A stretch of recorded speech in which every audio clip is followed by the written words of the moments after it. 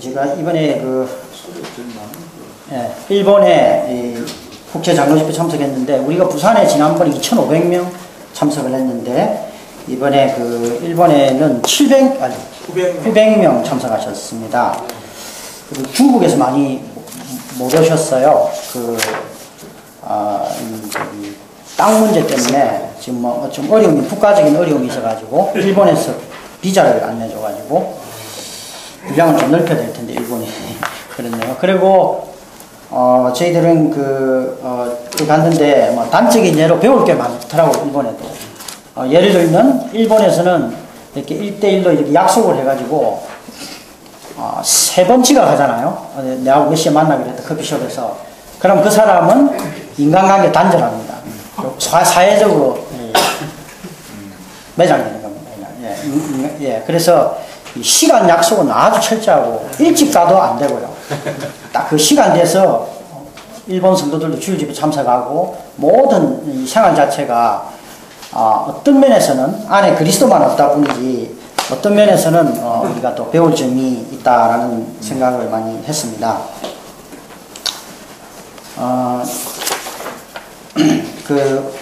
개요를 자, 이제 개요를 우리 주님의 회복 안의 유일한 일, 박문행제님이 1, 2, 3번을 다루셨고요. 4번부터 교통을 하겠습니다. 메시지 2번은 요한복음을 근거로 해서 교통을 하셨고, 메시지 3번은 사도행전을 근거로 해서 교통을 발전시켰고요. 메시지 4번은 고린도후서 5장, 6장, 7장에 그 기반을 두고 있는 내용입니다. 제목이 이 화목의 사역을 가진 그리스도의 대사들과 모든 것에 적응하는 생명을 가진 하나님의 동력자들.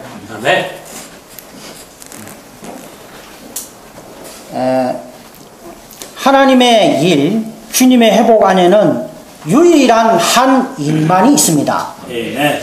매 시대마다 하나님이 다른 일을 하시는 것 같지만, 예를 들어서 구약에는 율법을 세우는 일을 하시고, 신약에는 은혜를 공급하는 일을 하는 것 같시고, 뿐만 아니라 시대적으로 보면은 마르틴 루터가 하는 일, 그리고 속생명파, 형제, 그리고 오늘날 주의 회복, 이렇게 시대마다 이렇게 다른 일을 하시는 것 같지만, 사실은 하나님은 유일한 일을 하고 계십니다. 하나님의 유일한 일은 건축하시는 하나님과 건축된 하나님을 사람 안에 넣는 일을 하신다는 거죠. 그래서 그분 자신은 구약에도 그랬고 신약에도 그렇고, 하나님 자신을 사람 안으로 넣는 일을 하시는데, 하나님 자신이 사람 안에 들어가서 예를 들면 마르틴 루터 안에 들어가면 어떤 모양이 나타나는 거죠. 일의 모습이 나타납니다. 그리고 조지 물러 안으로 들어가면 조지 물러의 어떤 모습으로 나타나고, 그리고 무디에게 역사되면 무디의 일이 나타난다는 것이죠. 바깥으로 봤을 때는 그들은 어떤 다른 사역의 일을 하고 있는 것 같지만, 본질적으로 내재적으로는 유일한 일을 하고 계신데, 아멘. 하나님은 사람 안에 그분 자신을 분배하고 역사에 넣는 일을 하고 계십니다. 아멘. 그 역사해내는 일의 이 목표는 요한복음 14장에 있는 아버지의 집, 요한복음 15장에 있는 상호거처, 결국 계시록 21장, 22장에 있는 새 예루살렘이 하나님의 일의 최종 목표인 것입니다. 아멘. 그래서 오늘날 우리가 교회 안에서 어떤 사람은 중고등부의 일을 하고, 어떤 사람은 대학부의 일을 하고, 어떤 사람은 가정을 열고, 어떤 사람은 물질을 헌금하고, 어떤 일이 사람마다 다 어떤 그의 봉사와 분깃이 다른 것 같은데, 하나님의 일은 다른 일을 하시는 것이 아니라 그분 자신을 사람 안으로 역사에 넣는 일을 하시는 것입니다. 아멘. 그래서 오늘날 하나님의 동력자들, 봉사자들은 이 유일한 일을 오늘날 주의 회복 안에서 수행할 필요가 있습니다. 아멘. 심지어 형제님이 어떤 교통을 하셨냐면, 당신이 교회를 산출했습니까? 당신이 한 대륙을 일으켰습니까? 당신이 어떤 업적과 열매를 맺었습니까? 삼일 하나님이 그 사람들 안에 얼마나 역사되었습니까? 어떤 외형, 외적인 것, 어떤 성취를 보는 것이 아니라 우리는 우리 자신에게 질문해 보아야 합니다. 내가 주님을 섬기는 동안, 내가 어떤 일을 수행하는 동안 하나님을 얼마나 그들 안으로 역사에 넣었는가. 예, 이런 것들을 행제님이 자문해 보라고 우리에게 권면해 주셨습니다. 그리고 메시지 2번에서는 이러한 하나님의 유일한 일을 사는 하나의 본을 우리에게 제시해 주신 것이죠. 주 예수님이 아주 탁월한 우리의 본이시고요. 메시지 3번에서는 이러한 일이 성천 안에서 그 영에 의해 신성한 허름 안에서 수행된다는 것을 보여주었습니다. 그러면 이러한 일들은 누가 하느냐? 누가 하느냐 하면 고린도 후서 5장, 6장, 7장에 있는 것처럼 이 그리스도의 대사들 그리고 하나님의 동력자들이 이러한 주의 회복의 유일한 일을 수행하는 사람들이라는 것이죠. 그래서 이 그리스도의 대사들이라고 말할 때는 고린도후서 5장에 그리스도의 대사들에 관련된 것들이 나와 있는데 이 대사라는 말은 그 우주 가운데 가장 높은 권위를 가진 그리스도를 대표하는 사람들이라는 거죠.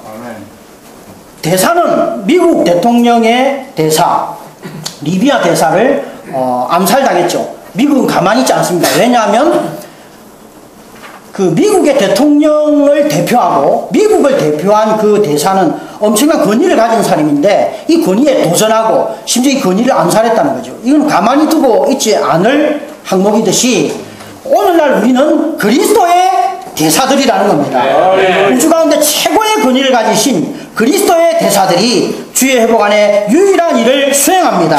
그런데 이 유일한 대사들은 여기 보면 어떤 한 중점이 있는데 그것은 뭐냐 하면 그리스도의 사랑에 강건되어서 그리스도를 향하여 사는 자들입니다. 이게 고린도후서 5장 14절로 15절이죠. 여기에서 이 그리스도의 대사들의 특징 중에 하나가 그리스도를 향하여 산다는 거죠. 그들은 그리스도의 사랑에 강건되어 있습니다.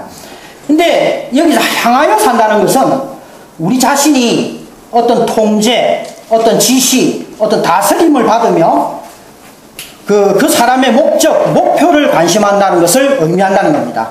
아주 좋은 예로 아내는 남편을 위해서 사는 것이 아니고 남편을 향하여 삽니다. 남편을 위해서 아내가 남편을 위해서 밥을 해주고 빨래를 해주고 이렇게 하는 것은 남편을 위해서 사는 것이죠. 그러나 그 아내가 남편의 통제를 받고 남편의 지시를 받고 남편의 다스림을 받고 남편의 목적과 남편의 목표를 관심한다면 남편을 향하여 사는 것입니다. 그래서 그리스도의 대사들의 강한 특징은 고린도후서 5장에 나타나 있는 강한 특징은 이 그리스도를 향하여 산다는 것입니다. 두 번째 그리스도의 대사의 또 다른 특징이 있다면 그들은 화목의 사역을 수행합니다. 믿지 않는 이들이 구원받을 때 그들은 원래 하나님과 원수였고 하나님과 화목되어 있지 않았지만 그들은 하나님과 죄인으로서 이제 하나님께로 돌아가서 하나님과 화목되죠. 그러나 완전히 화목된 건 아닙니다. 첫 번째 휘장을 통과한 것이죠. 이 첫 번째 휘장을 통과한 첫 번째 화목된 이들은 다시 한번 두 번째 휘장을 통과해서 지성소 안에 들어가서 완전히 하나님과 화목될 필요가 있습니다. 이 사역을 누가 수행하느냐 하면 그리스도의 대사들이 수행하는 것입니다. 그 다음 고린도후서 6장에 가면 모든 것에 적응하는 생명을 가진 하나님의 동력자가 있습니다. 고린도후서 6장을 읽어보면 바울은 많은 혼란과 고난을 당합니다. 우리가 구원받을 때 우리가 받은 생명은 모든 것에 적응하는 생명입니다. 이 생명은 우리가 사역을 수행할 수 있도록 모든 상황에 적응할 수 있고 어떤 대우도 견딜 수 있으며 어떤 환경을 받아들일 수도 있고 어떤 조건에서도 일할 수 있으며 어떤 기회도 붙잡을 수 있는 생명인 것입니다. 단적인 예로 벤슨 형제님이 러시아에 가서 개척하실 때 미국에 있을 때 백인으로서의 삶 속에서 누릴 수 없는 어떤 환경을 만나게 된다는 거죠. 한 침대에 어떤 형제와 자게 되고 아주 열악한 환경에 놓이게 되었을 때 모든 것에 적응하는 생명을 형제님이 체험하게 되었다고 간증하셨습니다. 네. 고린도후서 6장에 보면 바울은 죽을 고비, 매 맞는 것, 잠 못 자는 모든 열악한 환경, 그리고 부당한 대우, 많은 환경들, 이러한 환경들을 만났지만 그는 모든 것에 적응하는 생명을 가졌기 때문에 그 상황 가운데서도 복음을 전할 수 있었습니다. 네, 이상수 선생님도 마찬가지고요. 이상수 선생님도 처음에 미국에 갔을 때 조그마한 아파트에 그냥 이 조그마한 거실에서 책상 하나 놓고 그 위에 성경과 책을 펴놔놓고 사역을 시작하셨다는 거죠. 우리는 지금 이 이영재님의 큰 리빙스트리 미니스트리를 생각할지 모르지만 그분은 미국에 처음에 갔을 때 여기 내용들 읽어보면은 어떤 물질적인 지원이 없었답니다. 심지어는 워치만 형제님이 대만에 보내실 때도 무슨 재정적으로 어떻게 후원해 주겠다는 거 없이 그냥 가라고 보내셨다는 거죠. 믿음으로 거기 오셨다는 거죠. 예. 어떤 지원도 없이 어떤 약속도 없이 대만에 가셨고 미국에 가셨을 때도 어떤 지원과 약속도 없이 가셔서 거기에서 모든 것에 적응하는 생명을 체험했다는 것입니다. 고린도후서 7장을 보면 여기 아주 좋은 말씀이 있는데요. 이 두 사역자들은 그리스도의 대사요, 두 사역자가 아니죠. 이 사역자들, 그리스도의 대사들인 이 사역자들은 공급하는 생명으로부터 나온 친밀한 관심으로 열매를 맺는 생활을 사는 것을 우리는 발견하게 됩니다. 고린도후서 이 7장을 볼 때 이 위트리스 리 형제님은 이 고린도후서 7장이 왜 있어야 되느냐, 이 성경 안에서 특히 자기 처음에는 이해하지 못했지만 점점 그리스도 안에서 이해가 깊어질수록 이 고린도후서 7장이 너무나 놀라운 장이라는 것을 발견하신 것입니다. 수년 전에 이제 이영재님이 수년 동안 영적이고 거룩하고 승리하는 믿는 이들이 되도록 하는 이런 서적들이 오늘날 기독교 서점에 많습니다. 오늘날 기독교 서점 안에는 공급하는 생명을 살도록 권고하는 책은 없다는 것입니다. 이영재님이 기독교 서점에 가봤을 때 고린도후서 7장에 있는 이 공급하는 생명을 사는 책을 발견할 수가 없었고요. 그분이 많은 나라를 여행하면서 여러 부류의 그리스도인을 만나보았지만 영적이고 유명한 사람들을 만나보았는데 그들은 신령하고 죄 안 짓고 거룩하고 조심스럽게, 거룩한 생활을 살기 위해 조심스럽게 살았지만 공급하는 사람의 방식으로 사는 사람을 발견하지 못했다는 거죠. 그래서 제가 이제 발첨을 읽어드리겠습니다. 이것은 고린도후서 라이프 스타디에 있는 내용인데 아주 좋은 말씀이기 때문에 읽어드리겠습니다.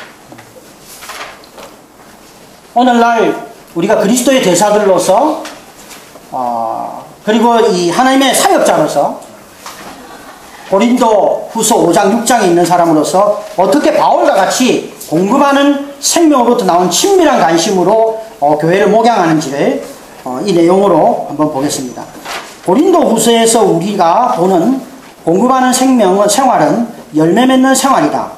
우리는 영적이고 거룩하며 승리하는 사람이지만 열매는 없을 수 있다. 그러한 종류의 영적인 것과 거룩함과 승리에는 문제가 있다. 그런 것이 질적으로 참되고 진실한지는 의문의 여지가 있다. 어떤 사람이 열매는 없으면서 영적일 수 있다는 것은 이상한 일이 아닌가. 성경에 의하면 영적인 사람이 되는 것은 열매 맺는 데 목적이 있다. 요한복음 15장에서 주님은 우리에게 열매를 맺으라고 분부하시며 심지어는 남아있는 열매를 맺으라고 말씀하신다. 이것이 공급하는 생명을 사는 것이다. 우리 집 주위에는 많은 과일나무가 있다는 거죠. 복숭아나무, 레몬나무, 오렌지나무들이 있는데 오랫동안 어떤 나무는 아무런 열매가 없다. 열매가 없기 때문에 우리는 그것을 재버려야 할지 두어야 할지를 생각했다. 비록 그 나무들이 열매가 없었지만 계속하여 아주 잘 자란다. 사실상 그것들은 푸르고 싱싱한 잎으로 가득했다. 그럼에도 불구하고 그것들이 열매는 없이 더 자라는 것이 내게는 더욱 마음 상하게 하는 것이 된다. 여기 보면 이영재님은 열매 맺는 그 열매 맺지 못하는 그 과일나무를 어떻게 해야 될지 지금 고민된다고 했는데, 성경에는 보면 요한복음 15장에서 주님은 잘라버리고요, 무화과 나무 열매 없으면 말라서 죽게 만들어버립니다. 그래서 이영재님이 약간 긍휼이 많으신 분이죠, 주님보다. 예, 참된 관심이 필요함. 영적인 것들에 있어서 지식이 풍성하고 복음을 전할 때 능력 있는 사람이 되었지만 여전히 열매가 없을 가능성이 있다. 사실 이러한 사람은 열매를 맺고 공급하는 생명을 사는 대신에 다른 이들에게 죽음의 고통을 안겨줄지도 모른다. 어떤 형제가 다른 지방을 방문하여 집회를 가질 수 있다. 그러나 그 집회의 결과는 많은 이들을 죽게 하는 것일 수도 있다. 그들은 틀린 말로 인해 죽은 것이 아니라 옳은 말로 인해 죽은 것이다. 더 나아가 성도들을 목양할 때 또한 우리는 다른 사람들을 죽일 가능성이 있다. 이렇게 사람들을 죽이고 열매가 없는 이유는 친밀한 관심이 부족하기 때문이다. 특정한 교회에서 집회를 갖는 형제가 단지 메시지 전하는 것만을 관심할 뿐 그 지방에 있는 교회를 위한 참된 관심을 전혀 갖지 않을 수도 있다. 이와 같이 우리가 어떤 가정을 방문하여 목양하고자 할 때도 우리에게 사랑스러운 관심이 없을 수 있다. 오히려 우리의 동기가 우리의 지식과 영적인 은사와 능력을 나타내기 위한 것일 수도 있다. 그 결과는 죽이는 것이다. 심지어는 어떤 어머니는 교육을 많이 못 받아서 지혜가 없고요, 총명하지도 않지만 자녀를 아주 잘 키운다는 거죠. 왜냐하면 그 어머니는 자녀에 대한 사랑스러운 관심이 있기 때문이다. 그 어머니는 그의 자녀에게 부드러우며 친밀한 관심을 갖는다. 그러나 어붓어머니, 계모는 지식이 많고 은사가 있으며 영리할지 모르지만 자녀들을 위해 필수불가결한 관심이 부족하다. 자녀들을 키우는 데 있어서 가장 중요한 것은 지식이나 능력이 아니라 친밀한 관심이다. 이렇게 고린도 후서 5장, 6장, 7장을 가지고 우리에게 공급해 주셨습니다. 아멘.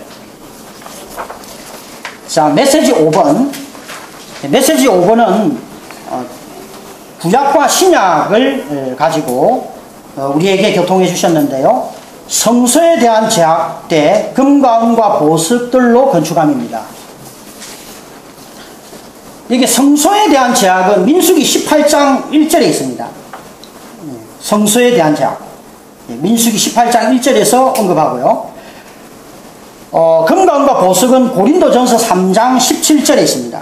하나님의 성전을 훼손하면 하나님께서 그 사람을 훼손하실 것이다 라고 이제 말씀하시죠. 그리고 금과 은과 보석에 대해서 이제 언급하시는데, 이 성소에 대한 제약을 민수기 18장에서 언급하기 전에 민수기 16장, 17장을 우리가 자세히 볼 필요가 있습니다. 민수기 16장에 보면 고라 자손 250명이 반역을 깨하죠. 그들은 그때 당시의 표현으로 하면 평민들이 아니고 봉사자였습니다. 인도자였죠. 그리고 민수기 17장에서 아론의 지팡이에 싹나는 부분의 말씀이 있습니다. 이 성소의 죄는요, 성소에 범하는 죄, 제사장들이 범하는 죄, 민수기는 제사장들의 죄들인 성소에서 범하는 죄악들에 대해서 우리에게 말하는데, 우리가 일상생활에서 범하는 죄들이 있지만 주님의 일꾼들은 그것에 대해서 또 다른 종류의 죄를 범할 수 있는 겁니다. 바로 하나님의 일 안에서 범하는 죄들이죠. 네. 그 오치만니 행제님이 그 오치만니 전집에 보면 하나님의 일의 시작은 하나님의 뜻이어야 하고 하나님의 일의 그 추진은 그분의 능력이어야 하고 하나님의 일의 결과는 그분의 영광이 되어야 한다고 말씀하셨습니다. 아멘. 좋은 예를 들면 다윗이 사무엘하 7장에서 하나님, 내가 당신을 위해서 집을 짓겠습니다 했을 때 하나님은 그것을 나는 원하지 않는다. 나는 너로 말미암아 한 씨를 예비하고 내가 내 집을 건축하겠다고 했을 때 다윗은 성소의 죄를 범하지 않았습니다. 아멘 하고 하나님의 말씀을 가지고 기도했습니다. 그렇습니다. 네, 그렇게 되기를 원합니다. 네. 그렇게 하소서. 그래서 하나님의 모든 일은 하나님으로부터 시작되어야 되고 하나님의 능력으로 수행되어야 하고 그 결과가 하나님께 영광이 돌아가야 합니다. 네. 그런데 아브라함의 예를 들면, 아주 소극적인 예를 두 가지를 들면, 아브라함은 하나님이 오셔서 내가 너를 위하여 한 씨를 예비하고 이 씨로 말미암아 너를 복주리라 하셨어요. 하나님으로부터 시작됐죠. 그러나 자신이 볼 때 자신의 능력으로 자기의 그 처들 중에서 하가를 취해서 이스마엘을 낳은 거죠. 자신의 능력으로 그는 하나님으로부터 시작됐지만 자신의 능력으로 하나님의 일을 수행한 겁니다. 이것은 성소의 죄를 범하는 것이었습니다. 네. 사무엘하 13장에 보면 사울은요, 사무엘이 올 때까지 기다렸어야 됐는데 자신의 능력으로, 자기는 왕이니까 누가 성소의 죄를 범하느냐 하면 능력 있는, 은사 있는 이 왕, 아주 범하기 쉽죠. 능력이 있을 때, 교회 안에서 은사가 있고 능력이 있을 때 이 사울은 블레셋을 무찌르고 자신의 기념비를 세움으로 하나님께 해고당하고 거절당했습니다. 아브라함도 이스마엘을 낳고 난 뒤에 수년 동안 하나님의 임재가 떠난 것이죠.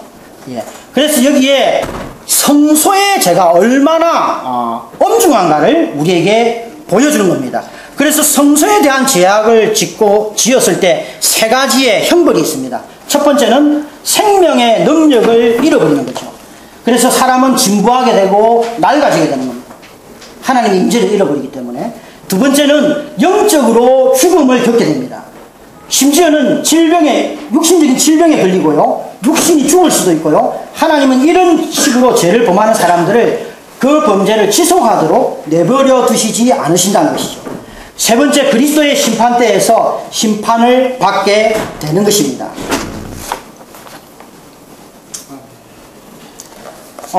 그걸 언급하시면서 이 교만에 대해서 이번에 많이 밝아졌습니다.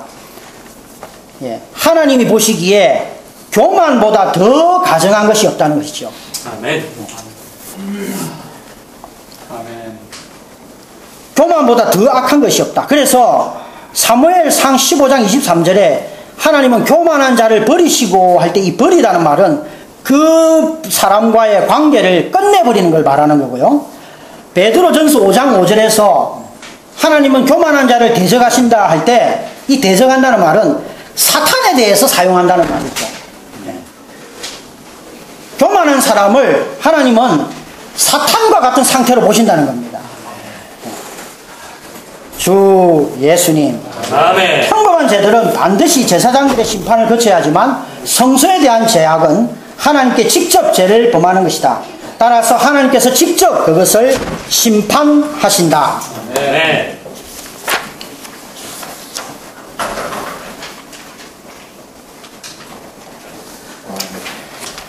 그래서 이영재님은 이런 예화가 있습니다. 몇 가지. 이 성소에 대한 죄를 언급할 때 아주 좋은 예화들인데 그 중에 하나가 이상수 형제님은 성경의 어떤 형제님이 형제님은 많이 조선되셨기 때문에 성경을 많이 안 읽어도 이렇게 이제 말씀을 전하실 수 있겠군요. 이렇게 했을 때 그렇지 않다는 거죠. 나는 항상 준비된 사람이 아니다는 거죠.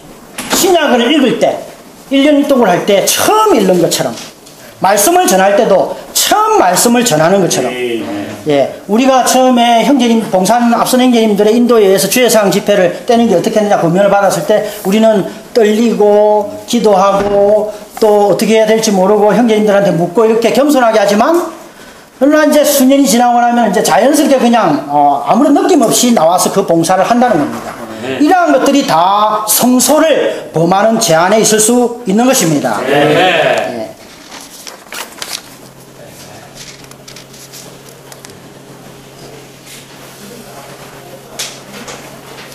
또 이런 말씀이 있습니다. 이 세상에서 사탄의 속임수 아래 있는 사람은 누구든지 교만한 사람이다. 교만한 사람은 자기 자신을 모른다. 자기 자신을 아는 사람은 속임을 당하지 않을 것이다. 당신은 하나님 앞에 와서 자신의 모든 것이 다 더럽다는 것을 보아야 한다. 아멘. 나는 만일 주님의 피가 나를 덮지 않는다면 내가 감히 주님을 위해 일할 수 없다고 느낀다. 만일 주님의 피가 나를 덮지 않는다면 나는 그리스도인조차 될 수 없다. 우리에게 있는 것 중에 주님의 은혜로부터 오지 않는 것이 어떤 것인가? 당신은 자신이 다른 사람들보다 낫다고 생각하는가? 다른 사람보다 거룩한가? 만일 하나님께서 당신 속에 있는 것을 밖으로 드러내신다면 당신은 많은 것이 다 더러운 것임을 발견하게 될 것이다. 아멘. 이 며칠 동안 우리는 한 형제를 치리하는 것을 논했다. 나는 매번 하나님 앞에 갈 때마다 두렵다. 나는 만일 주님의 은혜가 아니라면 우리는 그 형제보다 더 나쁠 수 있다고 생각한다. 아멘. 오늘 우리는 나사로와 같이 비천하고 무용하여 계속해서 상 아래서 구걸하는 사람들이다. 우리는 다만 받아들이는 사람, 곧 진정으로 겸손하게 하나님 앞에서 은혜를 받은 사람이 될 수 있을 뿐이다. 고린도 전서 3장에 금과 은과 보석으로 건축하는 방면이 있는데요. 이 민수기 18장 1절에 있는 이 성소의 죄에 대한 부분, 하나님의 일의 시작, 하나님의 일의 추진, 하나님의 일의 결과, 이 부분에 대해서 로마서를 우리가 보면은 또 한 구절이 있습니다. 로마서 11장 마지막 36절에 보면 만물이 주님에게서 나와서 주님을 통하여 있고 주님께로 돌아갑니다. 이 말씀을 하고 나서 로마서 12장부터 16장 그리스도의 몸을 말했다는 것이죠.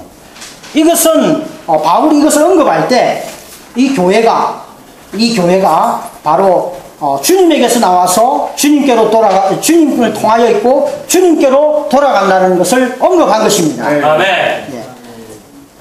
금과 은과 보석으로 건축한다고 할 때 우리는 오늘날 교회 생활하면서 그리스도의 몸은 풀나무 지프로 건축하는 것이 아니고 금과 은과 보석으로 건축한다 이렇게 이제 일반적으로 신원하잖아요. 그러나 그 의미를 알아야 됩니다. 금은 하나님의 본성을 말하는 것입니다. 은은 그리스도의 구속을 말하는 것이고요. 보석은 변화시키는 그 영을 의미하는 겁니다. 아멘. 그래서 하나님의 본성이 뭡니까? 진짜 금이 우리 안에 들어오는 것일까요? 그게 아니라는 거죠. 하나님의 본성이 우리 안에 분배되어야 하고 하나님의 본성을 믿는 이들 안으로 역사에 넣어야 하는 겁니다. 대표적으로 하나님의 본성은 사랑, 빛, 거룩, 의가 있는 겁니다. 우리가 사랑을, 거룩, 빛, 의를 믿는 이들 안으로 역사에 넣을 때 그것이 금으로 건축하는 겁니다. 단적인 예로 주 예수님을 이렇게 따라다니던 그 제자들이요, 그 어느 한 도시에 예수를 믿지 않으니까 요한과 그 형제가 저기 불을 내려가 저걸 확 태워버려야 되지 않겠습니까? 했을 때 그들 안에는 금의 성분이 부족했어요. 사랑이 부족했어요. 그러나 그들은 사도행전을 지나면서 주님의 제자들은 많은 시간이 지나면서 그들 안에 금이 증가하는 겁니다. 완전히 다른 존재가 되어버린 거죠. 두 번째, 은은요, 그리스도의 구속을 말하는데 구속에 세 가지 특징이 있습니다. 그리스도의 구속. 은을 분배해야 되는데 은은 종교를 의미하고 하나님께 돌이키는 것을 의미하고 그리스도로 빛이 되는 거죠. 우리가 먼저 주님 앞에 나가서 은을 체험하고 그리고 난 뒤에 다른 믿는 이들 안으로 이 그리스도의 은을 이렇게 분배할 필요가 있습니다. 우리가 이 은을 체험할수록 우리 자신이 종결되고 하나님께로 돌이켜지고 그리스도로 대치해야 되는 거죠. 이러한 또 보석은 징계를 포함하는 변화를 의미하는 겁니다. 자, 메시지 6번 2, 3분 남았는데 메시지 6번은 간단합니다. 출애굽기를 보면 이번에 회복력 구약 회복력이 나왔습니다. 이 출애굽기를 보면 여기 출애굽기 31장 17절을 근거한 말입니다. 읽어드리면 이는 여호와가 6일 동안 하늘과 땅을 만들고 일곱째 날에 안식하며 상쾌해졌기 때문입니다. 라고 이제 이번에 번역을 했습니다. 리프레시입니다. 리프레시. 출애굽기 31장과 그 창세기를 볼 때에 하나님은 이 6일 동안 창조하시고 사람을 마지막에 창조하시고 난 뒤에 안식하시고 상쾌하게 되셨습니다. 출애굽기 31장 17절을 근거해 볼 때 그분은 안식하셨고 또 상쾌해졌습니다. 아멘. 그러나 사람은 창조되어서 눈을 떠보니까 안식일을 맞이하게 된 거죠. 안식일을 먼저 맞이하고 상쾌하게 되었습니다. 이것이 하나의 원칙이라는 것이죠. 그 출애굽기를 읽어보면 출애굽기 20장부터요 출애굽기 30장까지가 성막의 건축에 대해서 쫙 이제 모세가 언급합니다. 예. 가장 중앙에 있는 것부터 해서 쫙 감람기름까지. 그리고 난 뒤에 갑자기 출애굽기 31장 17절에서 이 안식일의 원칙을 말하는 것이죠. 이것은 뭐냐면 제사장들이 주님의 회복하는 일꾼들이 하나님의 일을 만질 때 이 안식일의 원칙 안에 있어야 된다는 것을 말하고 있는 겁니다. 네. 제사장의 모든 기명들을 만지고 섬기고 봉사할 때 제사장들은 안식일의 원칙 안에서 봉사할 필요가 있었다는 것이죠. 네.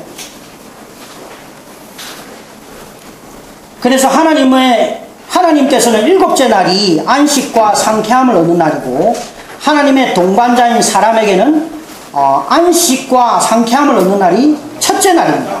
사람의 첫째 날은 누림의 날이죠. 이 안식일의 원칙은 어떤 의미가 있느냐면 우리가 누림을 얻기 전까지는 하나님께서 우리에게 일하시기를 요구하지 않으신다는 것이 바로 신성한 원칙인 것입니다. 네. 단적인 예로 제가 이제 예를 몇 가지 들겠습니다. 아브라함을 예를 들겠습니다. 아브라함은 하나님이 내가 너에게 한 씨를 주고 이삭으로 말미암아 너희 자손으로 복을 주리라 했을 때 안식을 했어야 되는 겁니다. 주님을 누리고 안식하고 이제 그분의 능력으로 일하시도록 안식해야 되는데 안식 안 하고 자기 그 능력으로 아직 능력이 있기 때문에 부인도 여러 명 되고 이러니까 그 중에 제일 건강한 이제 해가지고 확 나은 거죠. 그것이 바로 안식의 원칙을 깨뜨린 겁니다. 네. 다윗은요, 하나님 내가 당신을 위해 집을 짓겠습니다 했을 때 내가 한 씨를 예비해서 내가 내 집을 짓겠다 하니까 다윗은 안식한 겁니다. 그걸 가지고 기도했죠. 안식한 겁니다. 사도행전 2장을 보면 주님이 죽고 부활하시고 난 뒤에 이제 성천하셨어요. 성천하시고 난 뒤에 이 제자들이 뭘 했습니까? 안식일을 누린 겁니다. 그 다락방에서 기도하면서 주님을 누리고 있었죠. 네. 누리고 있을 때 오순절 날 성령이 강한 바람으로 왔을 때 그때에 이 교회가 산출되고 베드로가 일어나서 안식일의 원칙 안에서 그가 복음을 전했을 때 3,000명이 구원받는 역사가 있게 된 것입니다. 네. 그래서 우리가 이 성경을 볼 때 사도들이 신약의 사도들이 또 구약의 그 부정적인 예들이 안식일의 원칙을 어떻게 지켰는지를 우리에게 보여주고 있는 것입니다. 그래서 우리가 교회생활 안에서 우리는 먼저 주님을 누리지 않으면서 그리고 주님과 하나됨으로 주님을 섬기지 않으면서 많은 일들을 할지도 모른다. 그러한 봉사는 영적인 죽음을 초래하고 몸 안에 교통을 잃어버리는 결과를 가져오게 되는 것입니다. 그리고 이 안식일을 지키는 것이 그 하나의 표시라는 것이죠. 안식일을 지키는 원칙, 우리가 어떤 봉사를 할 때 먼저 기도하고 주님을 누리고 봉사할 때 이것이 하나님과 이 백성들 안에서의 하나의 표시가 되는 겁니다. 하나님을 능력으로 취하는구나, 하나님을 근원으로 취하는구나, 하나님께 영광을 돌리는 이러한 이 안식일의 원칙을 지킬 때 이것이 우리가 하나님을 필요로 하고 우리 자신이 하나님의 백성임을 나타내는 하나의 표시라는 것을 우리가 기억해야 합니다. 아멘.